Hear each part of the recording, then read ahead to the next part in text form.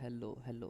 आज हम बात करेंगे जो बचा हुआ सेक्शन है एग्रीकल्चर में, एग्रीकल्चर से रिलेटेड इम्पोर्टेंट स्कीम्स के बारे में। तो चलिए स्टार्ट करते हैं। This is the summary. उसके बारे में डिटेल में यहाँ से स्टार्ट करते हैं। मोदी गवर्नमेंट का टारगेट था डबलिंग फार्मर इनकम 2022-23 तक। ये कब रखा गया था? With compare to 2015-16। तो ये याद रखिएगा कि डबलिंग द फार्मर इनकम का टारगेट कब तक है? 2022-23। अब एग्रीकल्चर में बात कर लेते हैं। एक रिपोर्ट के हिसाब सेंसस में लगभग 54-55% ही लोग सॉरी लोग इतने प्रतिशत टोटल एम्प्लॉयमेंट के एग्रीकल्चर में इन्वॉल्व थे। लेकिन वर्ल्ड बैंक के 2018 के डाटा से ये 42% हो गया है इस टाइम। तो ये डिक्रीज़ कर रहा है डे बाई डे। और 16 crore Indian workers are in agricultural sector है। तो एट द प्रेजेंट टाइम में 16 करोड़ लोग, ये जो 44% है, 42% है, इसकी संख्या कितनी है? 16 करोड़ टोटल एम्प्लॉयमेंट का। टोटल मतलब 16 करोड़ लोग एज अ वर्कर काम कर रहे हैं। अब जीडीपी में बात करें तो जीडीपी में इस समय 15-17 स्टेडली चलता है। तो प्रेजेंट टाइम की बात करें तो वो 18, जो ग्रोथ है 3.9% का। प्रीवियस ईयर से ये ग्रोथ रेट है, ऑलरेडी डिस्कस्ड। सबसे ज़्यादा क्रॉप पे है, दूसरा नंबर क्रॉप का 60% है, उसमें हॉर्टिकल्चर का 35 और 25 में बढ़ जाता है। और लाइफ स्टॉक का तुम्हारा 27% है, फॉरेस्ट्री का 7 और फिशिंग का 6%। इस हिसाब से एग्रीकल्चर में जीडीपी का एग्रीकल्चर में डिस्ट्रीब्यूशन है। एक इम्पॉर्टेंट है farmer commission, national commission on farmer, जिसके की हेड थे, चेयरमैन थे M Swaminathan. He was the head. This commission was set up generally for the analysing the farmer suicide, कि फार्मर सुसाइड क्यों कर रहे हैं उसको एनालाइज किया, अपना रिपोर्ट दीजिए। तो यही रिपोर्ट 2005 में गई थी और सक्सेसिवली 3-4 रिपोर्ट किए थे। 2005, 2006, 2007 में फाइनल, जो कि 11th 5 ईयर प्लान था। और इन्हीं के इससे प्लान के सजेशन से faster and more inclusive development का नारे से 2007 का प्लानिंग 11वां प्लानिंग कमीशन स्टार्ट हुआ था। तो विटो वॉज गेट द रेफरेंस। तो ये सारा प्लानिंग कमीशन का रेफरेंस स्वामीनाथन रिपोर्ट से ही लिया गया था। और उसके बाद बात करें लैंड डिस्ट्रीब्यूशन। एग्रीकल्चर में पहले आते हैं लैंड में, धीरे धीरे एक एक टॉपिक, जैसे लैंड, इरिगेशन, फर्टिलाइज़र, इसकी बात करेंगे और इसकी थोड़ा डिटेल में जानेंगे और इससे रिलेटेड स्कीम्स जानेंगे। तो देखिए, इंडिया में 70% ऑफ टोटल पॉपुलेशन, मतलब 100 लोग हैं पूरे दुनिया में। अरे भाई, कहाँ चला जा रहा है? For example, if there is 100 people around the world, 17 people are belong to India. तो 100 में से 17 लोग तो इंडिया में ही हैं। और अगर इंडिया में, और अगर पूरे वर्ल्ड में 100 हेक्टेयर ज़मीन है तो 2.5 hectare, only 2.5 hectare belong to India. तो इतने में 17 लोग रह रहे हैं, और बाकी बाकी में 97 में आपका 83% लोग रह रहे हैं। तो कितना स्ट्रेस है लैंड पे, ऑलरेडी आप देख सकते हैं कि 2.5% ऑफ टोटल लैंड है, बट 17% ऑफ टोटल पॉपुलेशन है, तो बहुत ही ज़्यादा है। तो इसीलिए हमारे यहाँ छोटे छोटे फार्मर पाए जाते हैं, क्योंकि लैंड ही कम है और फार्मर और लोग ज़्यादा है। तो इस क्षेत्र में आपका ज़मींदारी अबोलिशन एक्ट लाया गया था, वो कि सक्सेसिवली सबसे पहले 1950 में यूपी से स्टार्ट हुआ था। और अलग अलग इसमें लैंड सीलिंग, लैंड कंसोलिडेशन, चकबंदी जिसे कहते हैं, ये सारे सक्सेसफुली आए। सबसे न्यू में क्या है? अभी तक क्या था कि ये सारा दस्तावेज जो भी तैयार होता था, और लैंड का किसका कौन सा लैंड है, ये सब एक पर्चे पे, एक ऑफलाइन, मतलब एक पेपर पे होता था। बट इसको मॉडर्नाइज करके इसको कंप्यूटर पर बना दिया गया है। इसको, इस स्कीम को कहा गया national land record modernisation programme. ये सारा चीज़ आपका पेपर पे हो चुका है। इसके इसकी जिम्मेदारी किसने ली थी? मिनिस्ट्री ऑफ रूरल डेवलपमेंट ने सारा डिजिटाइज कर दिया। तो ये 2008 का सबसे पहले लैंड से रिलेटेड है। अब दूसरी बात आते हैं, सब खेती के लिए सबसे ज़रूरी लैंड, उसके बाद क्या ज़रूरी है? सीड। तो सीड से रिलेटेड आ जाते हैं। सीड का, देसी सीड का ज़माना गया, अब आ गया हाइब्रिड सीड का। नॉन हाइब्रिड सीड बहुत ही कम यील्ड देता है। मान लीजिए एक हेक्टेयर में अगर 10 किलो नॉन हाइब्रिड सीड दे रहा है, तो वही हाइब्रिड सीड आपको दे देगा 1 हेक्टेयर में लगभग 50 kg। तो इसलिए हाइब्रिड सीड सबसे hugely we are depend upon the hybrid seed. तो हाइब्रिड सीड बनाने का, किसानों को हाइब्रिड सीड बनाने नहीं आता है। तो उससे उससे रिलेटेड क्या आया? Seed village concept. इसमें क्या है कि हम किसानों को ट्रेन करेंगे कि भैया सीड बनाना सीख जाओ, अपने खुद डिपेंडेंट हो जाओ, तो ख़रीदना कम पड़ेगा, तो जिससे आपको फ़ायदा रहेगा। तो ये कब आया? 2015-16 में। सीड वॉल्ट सीड बैंक का है, इसको प्रिजर्व करना कि जो देसी से अब नॉन हाइब्रिड सीड का, अरे सॉरी, हाइब्रिड सीड का ज़माना आ गया, तो नॉन हाइब्रिड सीड और या फिर ओरिजिनल वैरायटी सीड्स की बात करें, उनका उनका उनको कौन पूछता है, तो उनको प्रिजर्व करके रखना कि डाइवर्सिटी मेंटेन रहे। इससे रिलेटेड सीड बैंक या सीड वॉल्ट, ये एग्रो मिनिस्टर के अंदर है, आता था। सीड वॉल्ट और seed bank preservation of seed से रिलेटेड है। उसके बाद एक तो सीड बैंक एक और जगह है जो कि फिनलैंड के किसी एक उसमें है, वहाँ प्रिजर्व करके बर्फ़ के नीचे रखा गया है जिससे वो जीवित रहे और सारा डाइवर्सिटी बचा रहे। अब सीड है, सीड में हाइब्रिड वैरायटी सीड आ रहा है। तो हाइब्रिड वैरायटी सीड का पहला हमने एग्जांपल देखा, ये ग्रीन रिवॉल्यूशन में, हरित क्रांति। और हरित क्रांति कब आई? 1900 लगभग 66 से स्टार्ट हुआ था, मतलब 1966-65 से वही वो दशक था स्टार्ट। पूरे वर्ल्ड वाइड, मतलब इंडिया में, पूरे इंडिया में वो तो एक्सपेरिमेंटल बेसिस चल रहा था पूरे इंडिया में 1970, और अपने यूपी में 1973 से स्टार्ट हुआ। और प्राइमरीली फोकस किया था वीट और राइस पे ही फोकस किया गया था। ये 3 फेज़ में चला भी था। पहला फेज़ 1966 से 70 तक, और दूसरा फेज़ 1982 से 87 तक, और तीसरा फेज़ 87 से लगभग 4-5 साल और मान लीजिए। तो ये 3 फेज़ में ग्रीन रेवोल्यूशन का फेज़ चला था, जिसमें हम काफ़ी ईल्ड बढ़ा, लगभग 2.5 से 3 गुना हमारा ईल्ड बड़ा था। तो इसी में अब करंट डेवलपमेंट क्या है, बायो फोर्टिफिकेशन की बात आती है। बायो फोर्टिफिकेशन वो सीड्स होते हैं, जैसे कि हम नॉर्मल चावल खाते हैं, चावल में तो कार्बोहाइड्रेट बहुत सारा होता है लेकिन न्यूट्रिशनल वैल्यू कम होती है, जैसे विटामिन ए, प्रोटीन इसमें बहुत कम होते हैं। बायो फोर्टिफिकेशन में ऐसा कर देते हैं कि उसको ऐसा उसमें हाइब्रिडाइजेशन कर देते हैं, उसमें प्रोटीन इसकी मात्रा बढ़ जाती है। इसको बायो फोर्टिफिकेशन कहते हैं। बायो फोर्टिफिकेशन मतलब we are adding the value to the seed. तो वैल्यू ऐड करते हैं, तो इसमें कौन कौन सी वैरायटी है? सी आर धान 310 बड़ा है, इसमें क्या क्या प्रोटीन और जिंक की मात्रा कंटेंट ज़्यादा रहेगा। और दूसरा है गोल्डन राइस बड़ा है, जिसमें विटामिन ई का है। इसी तरह ब्लैक राइस है अपना सिद्धार्थ नगर का, यूपी का, वो भी, उसमें भी प्रोटीन कंटेंट अच्छा रहता है। तो ये सारे धान वैरायटी, ये सब इस सब में न्यूज़ में है, तो maybe they are ask in exams. अब सीड्स के बारे में, हाइब्रिड सीड्स का सबसे, अब आते हैं इरिगेशन में। इरिगेशन ज़रूरत है, देखिए अगर देसी सीड है तो कोई इरिगेशन की ज़रूरत नहीं है, but if there is hybrid seed, तो ये हाइब्रिड सीड का क्वालिटी है कि ज़्यादा फर्टिलाइज़र चाहिए, ज़्यादा पानी चाहिए, इरिगेशन ज़्यादा चाहिए, उसमें पेस्ट ज़्यादा लगते हैं तो पेस्टिसाइड्स भी ज़्यादा लगते हैं, होने चाहिए। इसीलिए successful few of the state में हुआ, क्योंकि ये सारी चीज़ें कहीं कम ही लोगों के पास अवेलेबल थी ग्रीन रिवॉल्यूशन के टाइम। तो देखते हैं वाटर का क्या है। ओवरऑल 70% पॉपुलेशन है, बट 4% ही वाटर है। अगर दुनिया में 100 लोग हैं और 100 में से 17 लोग इंडिया को बिलोंग करते हैं, और दुनिया में 100 लीटर पानी है, तो सिर्फ तो 4 लीटर इंडिया को बिलोंग करता है। तो ये 17 लोग 4 लीटर पानी पी रहे हैं, रिमेनिंग 83 लोग, रिमेनिंग 96 लीटर पानी पी रहे हैं। तो ये तो वाटर का मतलब distribution, India already water scarce state है, यहाँ पे वाटर की कमी है। That is why we are hugely depend upon rainfall. यहाँ देख 50% of the agriculture depend upon rainfall. और water largest India ground water irrigation में इंडिया का जाता है, तो इसीलिए हम डिपेंड कहाँ होते हैं, ग्राउंड वाटर पे। इसीलिए पंपिंग सेट लगाया जाता है। उससे प्रॉब्लम क्या होता है, टोटल जितना पीने योग्य पानी, और उसमें 4% जो पानी है, ये पीने योग्य में से जो है 90%, 90% हम एग्रीकल्चर में चला जाता है पीने योग्य पानी।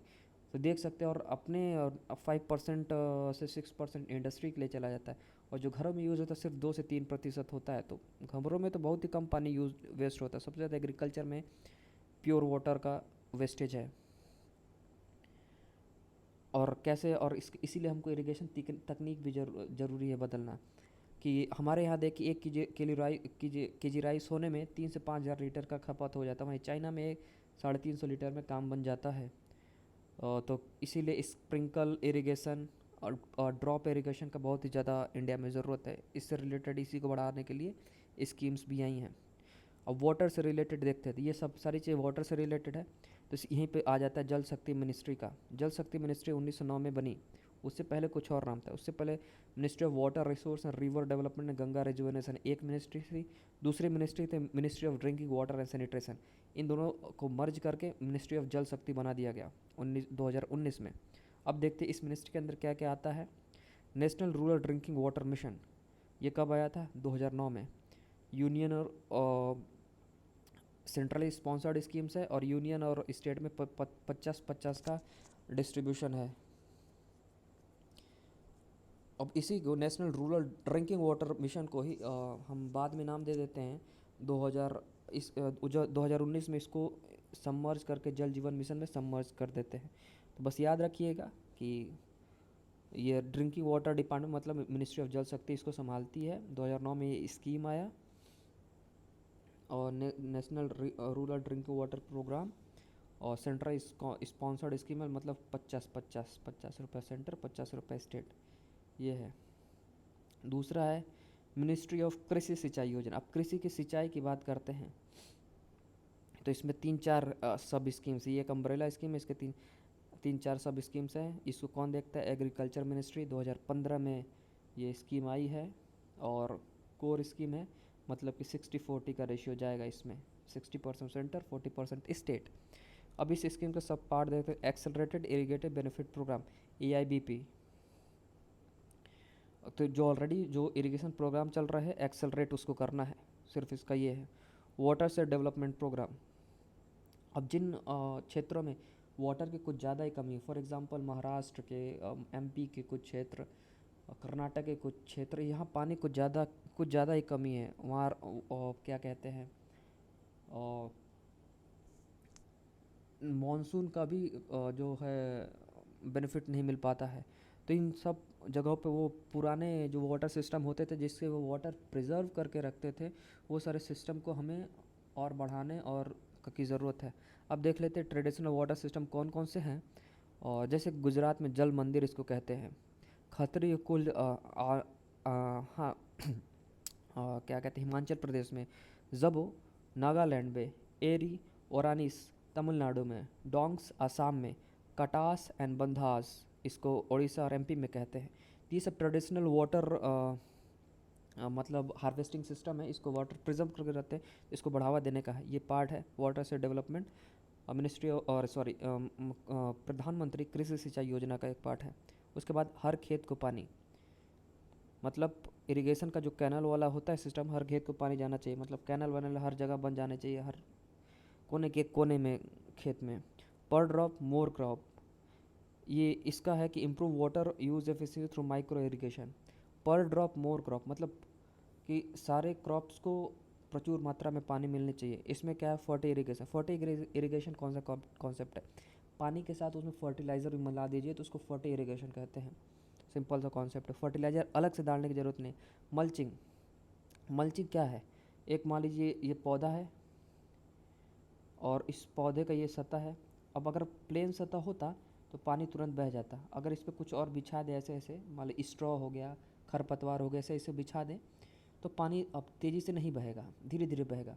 तो इससे पानी स्टोर होगा तो इसको और ज़्यादा मिलेगा। तो यही मल्चिंग प्रक्रिया है कि उसके ऊपर सतह पे कुछ ऐसा चीज़ें बिछा दे कि वो पानी सोख ले और जिससे कि प्लांट को और पानी लगे और डेवलप हो। तो इस प्रोसेस को कहते हैं मल्चिंग।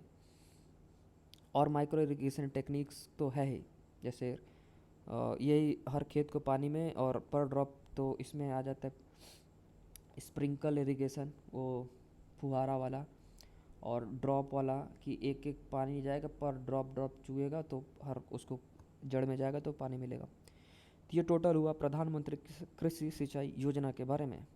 इसमें देख लीजिए कब आया, 2015 में। सेंट्रल स्पॉन्सर्ड स्कीम में 60-40 का रेशियो होगा। इसके ये 4 पार्ट हैं। हो सकता है पूछ दे कौन सा पार्ट है वो। Accelerated irrigation benefit programme, already जो इरिगेशन चल रहा है उसको प्रोजेक्ट्स उसको तेज़ी करना। वाटर से डेवलपमेंट प्रोग्राम, इसमें ये है कि जो वाटर हार्वेस्टिंग, वाटर को प्रिजर्व करने की टेक्निक थी पुरानी, उनको और बढ़ावा देना। हर खेत को पानी, मतलब हर खेत को पानी मतलब कैनल का बनाना और डिस्ट्रीब्यूट करना। पर ड्रॉप मोर क्रॉप, जो माइक्रो इरिगेशन टेक्निक स्प्रिंकल है और ड्रॉप वाला पाइप वाले के थ्रू है, और ये सारी चीज़ें उसको बढ़ाना। उसमें एक पार्ट है फर्टी इरिगेशन। हमारी फर्टी इरिगेशन में आपका हो जाएगा, क्या कहते हैं, फर्टिलाइज़र के साथ पानी में देना और मल्चिंग में स्ट्रॉ स्ट्रॉ देना, जो एवोपरेशन ना हो पानी का। अब उसके बाद है नमामि गंगे योजना। ये मिनिस्ट्री ऑफ वही गंगा वाला था, तो इसलिए जल शक्ति का ही आएगा। नमामि गंगे 2015 में, इससे पहले गंगा जी के लिए कुछ चलता था, हाँ।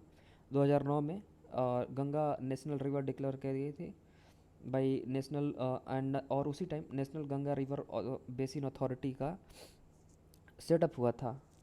अब इससे पहले भी नेशनल गंगा एक्शन प्लान चला था, लेकिन गंगा प्रिजर्वेशन के लिए ये थे, प्योरिफिकेशन ऑफ वाटर के लिए था। वाटर को कैसे प्योरीफाई करें, जरूरी नहीं कि ये गंगा जी के लिए था, स्पेसिफिकली नदियों के लिए नहीं था, ओवरऑल वाटर प्योरिफिकेशन के लिए था। तो इन वही गंगा एक्शन प्लान, फिर इन सब सेटअप होने के बाद इन सबको एक पैक किया और एक स्कीम लाते हैं नमामि गंगे। ये सेंट्रली सेंटर्ड स्कीम, मतलब 100% यूनियन ही फंड करेगा, स्टेट इसमें कुछ नहीं देगा। यही हुआ कि सीवेज ट्रीटमेंट एसटीपी जो प्लांट होते हैं, सीवेज ट्रीटमेंट प्लांट, इसको बिछाएंगे। और मतलब बिछाएं क्या, मतलब जैसे कि आप सिटी में रहते हैं, सिटी में से नाली का पानी जाता है, गंगा जी में चला जाता है डायरेक्टली। तो जब गंगा जी से पानी में जाने से पहले वो सीवेज ट्रीटमेंट प्लांट होता है, उसमें जाएगा, उससे फिल्टर होगा, तब जो फालतू का कचरा रहेगा, जैसे प्लास्टिक वेस्ट रहेगा, वो ट्रीटमेंट प्लांट अपने साथ ले लेगा, और जो जाने लायक रहेगा वो पानी को चला जाएगा गंगा जी में। तो ऐसे भी क्या कहते हैं कि इम्प्योर हो रहा है वाटर, लेकिन कम क्वांटिटी में हो रहा है। तो इसका वही है कि गंगा को शुद्ध करना। उसके बाद इसी का पार्ट है जल क्रांति अभियान, जो कि 2015 में आता है। इसके मिनिस्ट्री ऑफ जल शक्ति, जो भी क्या कहते हैं, गांव बहुत ही क्या कहते हैं, कम पानी वहाँ होता है, वाटर शॉर्टेज फील्ड, जैसे राजस्थान या एमपी के बुंदेलखंड के कुछ गांव, उसमें वाटर सरप्लस बनाना है, ये इसका मोटो है। देख लीजिए मिनिस्ट्री कौन है, मिनिस्ट्री ऑफ जल शक्ति। ये पुराना नाम है डिपार्टमेंट का, आपका जल शक्ति हो गया है। 2015 में आया था जल क्रांति अभियान। और ये भी जल शक्ति है, ये भी ऐसा ना कहना कि ऊपर वाले स्कीम्स का सब पार्ट है। ये जो पार्ट है कृषि सिंचाई योजना, वाटर से डेवलपमेंट, उसका एक पार्ट था, उसी के तहत है ये।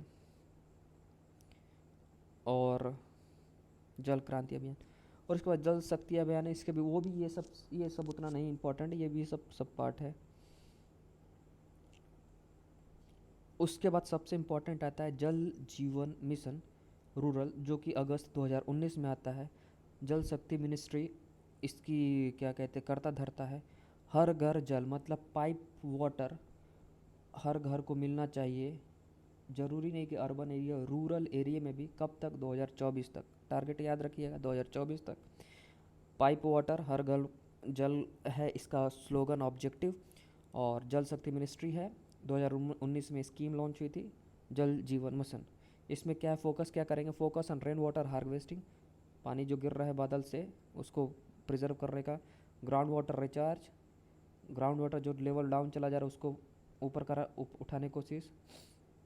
और जो हाउस होल्ड में, जैसे हमारे घर में जितने भी वेस्ट, किचन का वेस्ट है और सब क्या कहते हैं, बाथरूम का वेस्ट वाटर है, उसको कैसे ये रीयूज़ मिले एग्रीकल्चर में। तो ये सारा स्कीम्स है, क्या कहते हैं, जल जीवन मिशन। इसको बस याद रखिए कब आया था, 2019 में। जल शक्ति मिनिस्ट्री इसकी करता धरता है, ऑब्जेक्टिव हर घर जल टिल 2024। उसके बाद एक बड़ा है इम्पोर्टेंट स्कीम्स आ जाता है, अटल भूजल योजना। नाम से ही समझ में आ रहा है, बस याद रखिए 2019 में यह है। जल शक्ति मिनिस्ट्री करता धरता, funded by union 50%, funded by state 50%, centrally sponsored scheme है इसका मतलब। और इसमें वर्ल्ड बैंक का भी आ, मदद रहेगा। ये पूरे इंडिया के लिए नहीं, ये सारे स्कीम इससे पहले पूरे इंडिया के लिए थी, ये पूरे इंडिया के नहीं है। ये उन्हीं स्टेट के लिए जहाँ वाटर, मतलब कि ग्राउंड वाटर डिप्लीट हो रहा है, नीचे चला जा रहा है। वो कौन से 7 स्टेट है, गुजरात, हरियाणा, कर्नाटका, एमपी, महाराष्ट्र, राजस्थान एंड उत्तर प्रदेश। इसमें क्या है कि पंचायतों को इसमें इन्वॉल्व किया जाएगा, बिहेवियरल चेंज लाएगा, लोगों से कहा जाएगा कि कम पानी खर्च करो और कैसे हम बचा सकते हैं पानी को। और इसमें वही है अटल भूजल योजना, जो ग्राउंड वाटर है उसको फिर से ऊपर लाना है। सिंपल सा इसका मोटिव यही है। कब लॉन्च हुआ था? 19 को 25 दिसंबर, पता ही अटल बिहारी वाजपेयी का जन्मदिन है उस दिन, तो इसी दिन 95th बर्थडे पे ये स्कीम लॉन्च हुई थी। 25 दिसंबर को ही गुड गवर्नेंस डे स्कीम भी कहते हैं, अरे गुड गवर्नेंस डे भी कहते हैं, स्कीम थोड़ी कहेंगे, गुड गवर्नेंस डे भी कहते हैं, याद रखिएगा। और उसके साथ जल शक्ति मिनिस्ट्री का कुछ और भी स्कीम्स हैं जो कि सेंट्रली सेंटर्ड स्कीम है, 100% फंडेड बाय यूनियन, और उसमें लोन भी मिलता है, जैसे कि ड्रिप और नेशनल हाइड्रोलॉजी प्रोजेक्ट। ये याद करना है तो कर लीजिए। और वैसे कुछ खास इम्पोर्टेंट नहीं। उसके बाद आते हैं कि हमारे खेती करने के लिए पानी की जरूरत, सीड की हो गया, पानी का हो गया, अब आते फर्टिलाइज़र के लिए। विदाउट फर्टिलाइज़र, फर्टिलाइज़र वो है कि जो न्यूट्रिशनल वैल्यू सब देते हैं प्लांट्स को, जैसे कि नाइट्रोजन, फॉस्फोरस, पोटास, ओह कहाँ चले गए भाई,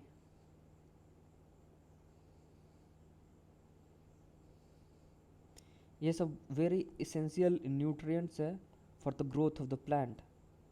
कैल्शियम, मैग्नीशियम, जिंक, ये माइक्रो न्यूट्रिएंट्स हैं और ये मेजर न्यूट्रिएंट्स है ग्रोथ ऑफ द प्लांट। तो इसको करने के लिए प्रॉब्लम ये है कि अपने देश में अभी तक एक पूरे ऐसा नहीं है कि हम खुद अपना कुछ बना सकते, इसीलिए हमको बाहर से इंपोर्ट करना पड़ता है।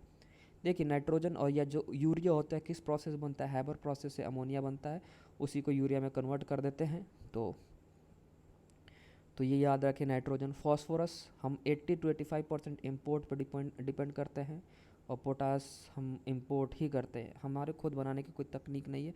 नाइट्रोजन थोड़ा बहुत हम बना लेते हैं, यूरिया जो कि हैबर प्रोसेस के थ्रू। और यूरिया में गवर्नमेंट सब्सिडी देती है, देखते ही होंगे, अगर 2000 रुपये की बोरियत 1500 में मिलती है तो 500 का जो पूरा पैसा है, पूरा पैसा यूनियन ही देती है, स्टेट का कोई हिस्सेदारी नहीं होता है यूरिया में जितनी सब्सिडी मिलती है। अब इसको आगे देखेंगे। नाइट्रोजन एन पी के, नाइट्रोजन, फॉस्फोरस एंड पोटेशियम, ये तीन मेजर न्यूट्रिएंट्स हैं, इनको याद रखिएगा। इसको किस रेशियो में मिलाना चाहिए? 4:2:1 में मिलाना चाहिए हमें अपने खेतों में, बट मिलाते इंडिया में कितने? 8:3 रेशियो। क्यों मिलाते हैं? लालच के मारे कि ज़्यादा प्रोडक्शन होगा, बट प्रोडक्शन तो होता है, थोड़ा बहुत ऊपर नीचे हो जाता है। प्रॉब्लम लेकिन ये होती है कि सैलिनिटी लेवल बढ़ जाती है अपने सॉइल की, सैलिनिटी मतलब ज़्यादा अम्लीय हो जाएगा, तो उससे प्रॉब्लम होगी, सस्टेनेबल एग्रीकल्चर नहीं होता है। तो इससे हमें क्या कैसे करें? तो इसको बढ़ाने की ज़रूरत है, इसमें बिहेवियरल चेंज लाएंगे कैसे, जागरूक करके। अब देखते हैं इसमें कौन कौन से हमें क्या कहते हैं स्कीम्स है। न्यूट्रिएंट्स बेस्ड सब्सिडी लाई जाती है। अब इतना मिसयूज़ हो रहा है तो इसको कैसे कम करें? तो सस्ते में मिल रहा है, किसान मारते जा रहा है, तो इसको टैकल करने के लिए 1 सेकेंड, इसको और नेक्स्ट वीडियो में देखें।